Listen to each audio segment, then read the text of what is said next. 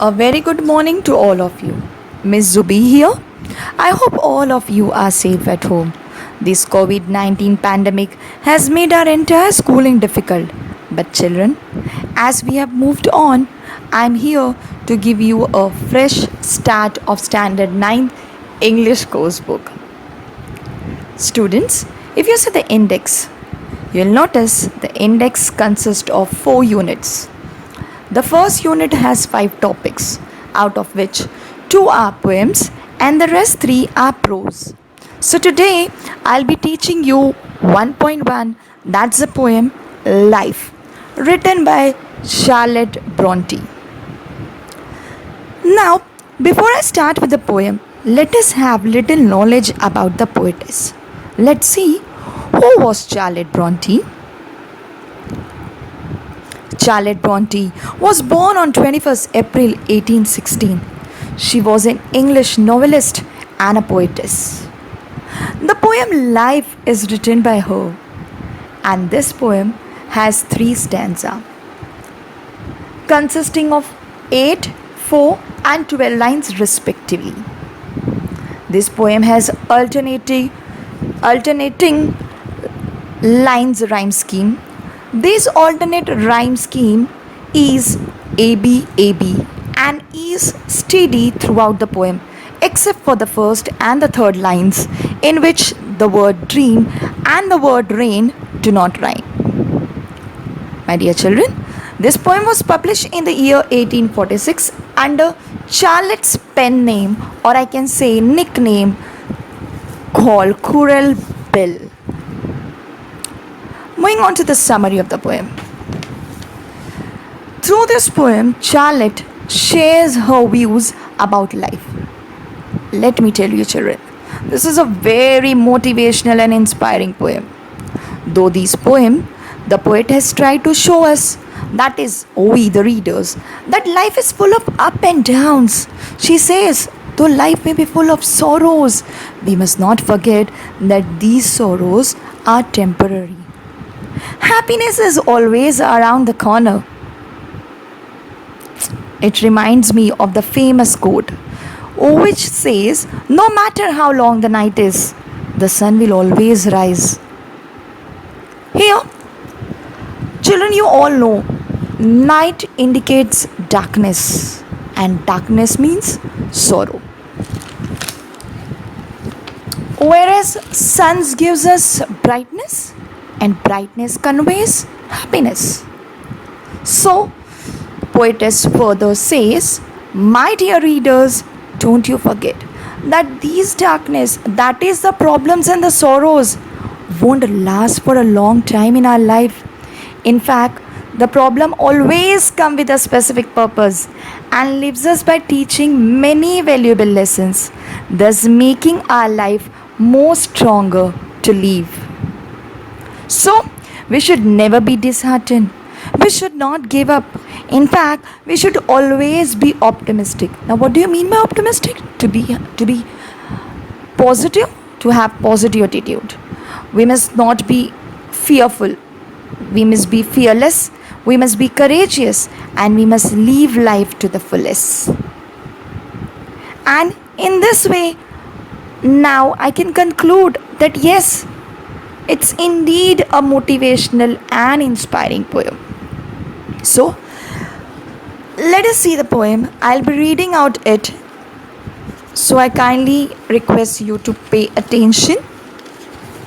1.1 Life. Life, believe, is not a dream so dark as sages says. Of a little morning rain foretells a pleasant day. Sometimes there are clouds of gloom, but these are transient all. If the shower will make the roses bloom, oh why lament its fall? Rapidly, merrily, life's sunny hours flit by. Gratefully, cheerily, enjoy them as they fly. What though that at times steps in and calls our best one? What though sorrow seems to wean over hope a heavy sway? Yet hope again elastic springs, unconquered though she fell. Still buoyant are her golden wings, still strong to bear us well. Manfully, fearlessly, the day of trial bear, for gloriously, victoriously, can courage quell despair? Written by Charles Bronte. Children, now we are going to study the poem line by line. So let us start with the first two lines of the first stanza, which is life, believe, is not a dream, as dark as sages say. Here, sages means wise people, the experienced people. So, through these two lines, the poetess says that life is not as dark, or I can say as fearful or as problematic as most of the people believe or they say. Which means that there are few people in our society who have a negative feedback about the life. Or I can say, according to these people, life is very bad. But Charlotte says, no, it isn't. Life is not as bad as these people say. Let's see the next two lines, where she proves that life is not bad. So, the lines are, of a little morning rain foretells a pleasant day. Here, Charlotte has given us an example of the rain. She says, sometime in rainy season, you might have noticed that when you wake up in the morning, you notice that it's already been raining. And so you feel like, oh no, how I'm gonna step out of my house? And you're like, my whole day is ruined. And you're unwilling to get ready and go to school, thinking that your whole day will be wasted. You feel uncomfortable. But many times it happens that suddenly that little morning rain, which is compared to a problem. Let me tell you this line, this is a metaphor, this is an example of a metaphor figure of speech, where this morning rain is actually compared with a problem. Why? Because a morning rain, which was an unexpected rain, as you woke up, you felt that, oh no, what is this? I mean, how bad it is. I mean, suddenly it started raining early in the morning. I mean, how my day is gonna go. Yeah. And so the poet has given morning rain, she has called this morning rain as a problematic thing in this line. So she says, sometime this morning rain goes away, which was an indication that maybe the day may be very pleasant. Similarly, my dear children, there may be some little problems raising in our life, but instead of thinking negative, we should think that they are sign of good things to come. Same are the next two lines. Let's see. Sometime there are clouds of gloom, but these are transient all. Here gloom means sadness and transient means temporary, that is not permanent. She says that sometimes, or maybe many times, our life is full of sorrows. We face struggles, we face hardship in our life. But we should make ourselves believe that these problems are not gonna leave lifelong with us. They are temporary. They are gonna go. And so, in the last two lines, the poetess has raised a rhetorical question. Now, what do you mean by rhetorical question? A question which needs your confirmation. I mean, she knows the answer. She is well aware with the answer, but she needs a confirmation from you. So she is asking a rhetorical question, which is the last two lines of the first stanza. That is, if the shower will make the roses bloom, oh, why lament its fall? Here, lament means sorrow. In this line, she has given an example, and she says that here the shower act as a problem for roses. And seeing shower, the rose gets sad. But to its surprise, when the shower fell on the roses bloom, and thus leads the happiness of the rose. The rose was expecting that the shower has come to harm me. But no, it wasn't. In fact, the shower turned positively, acted positively for the roses and made the roses bloom. In the same way, my dear children, we must think that these problems are temporary. Seeing these problems, it's a human tendency. We human beings too become lament. That is sad. We should not become sad. In fact, we must think that this problem has come with a positive feedback. This problem has come to make us more wise, maybe to make us more experienced, to bring out the best of us. And so we must be least bothered about these problems and should actually work on it to make these problems convert into a blessings. And so we should stop regretting and complaining on our problem rather than being thankful or grateful. That was about the first para. Moving to the second stanza. Rapidly, merrily, life's sunny hours flit by. Gratefully, cheerily, enjoy them as they fly. Here, rapidly means fast, merrily means happily, sunny hours means the happy time of our life. Acha waqt, I can say. Flit by means to passed away, and gratefully means thankful, to be thankful. Here the poetess says that as we all human beings are aware that time doesn't wait for anyone, in the same way, let it be a good time or a bad time, it's gonna go. I can say the happy hours go very fast. Children, I can give you an example on it. Like you go to a party, right? And when you go to a party, though you spend 5 to 6 hours over there, at the end of the party, you're like, oh my god, as if I've just come over here half an hour before. You're so engrossed in your party, you're so much in the state of your happiness that you don't realize when did the happy time passed away. Whereas on the other hand, the hard time goes very slow. Here too I have one more example to give. Like I know you, when you people sit for studying, and I know though you sit for half an hour, you feel like, oh god, as if I've been sitting since numbers of hours, right? Yes, in the same way, we should not regret, we should not cry on the timings of our life. In fact, we should enjoy every moment of it without thinking whether it is a good time or it is a bad time.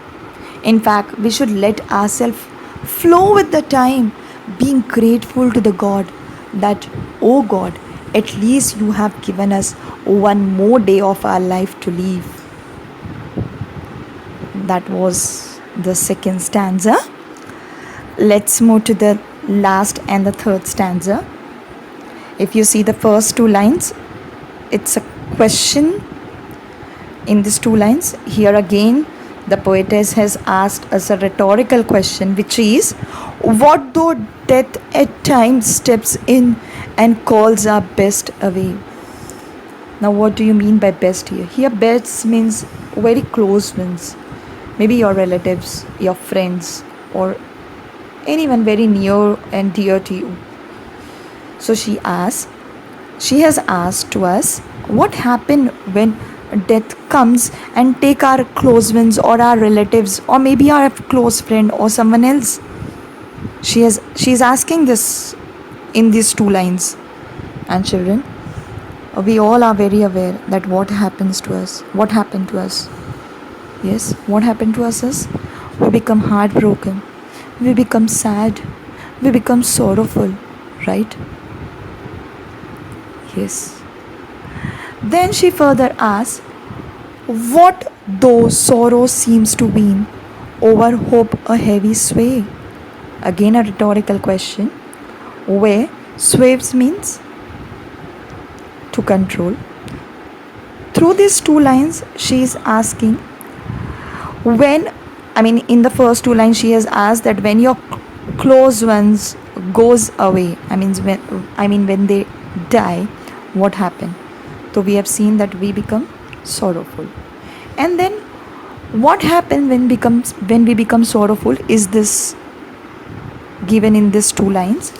She says what happened, that we become sad, we become stressful, we don't like anything going around us, we lose hope, we feel like everything is over in our life because maybe my best friend, or I can say anyone close to me, has passed away.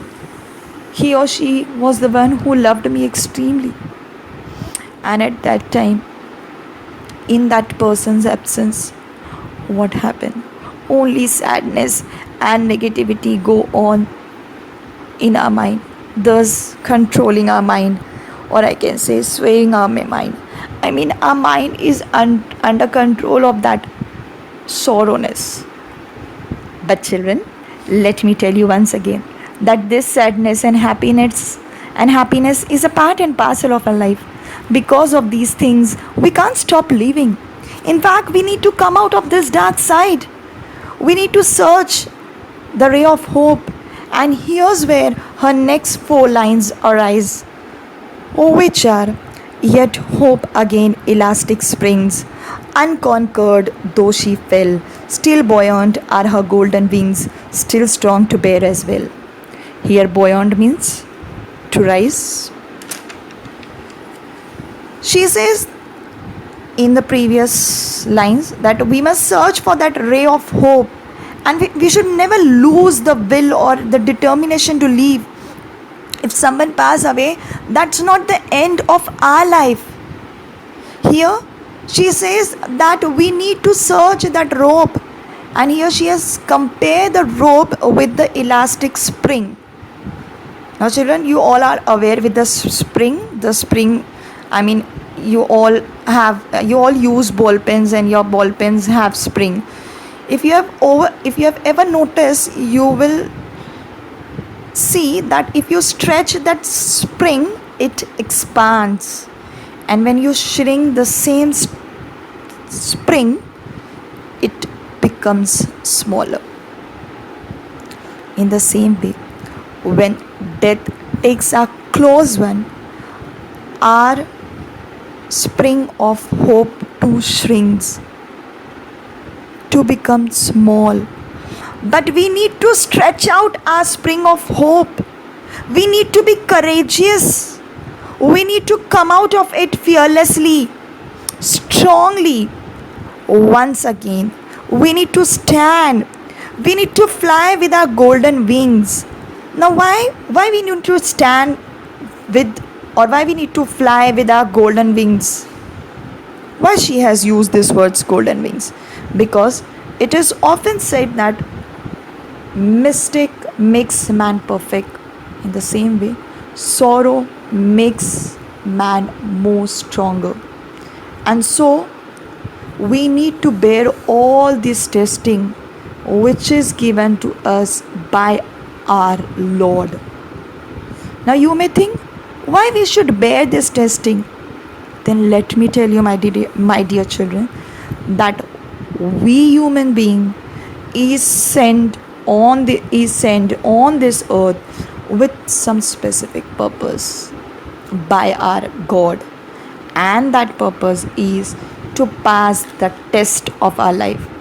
The way you come to school to pass your one academic year, so that you can excel out and go on moving to the further standard. In the same way, God has sent us on the earth to pass out the test, and if we go on passing, we become superior in our God's view. So this test is put up, or I can say is put forward by our God. And if we will get up strongly after falling down, then only on the day of judgment we will be able to face our God courageously, victoriously. Now you will think, how can we face our God courageously? So let me tell you.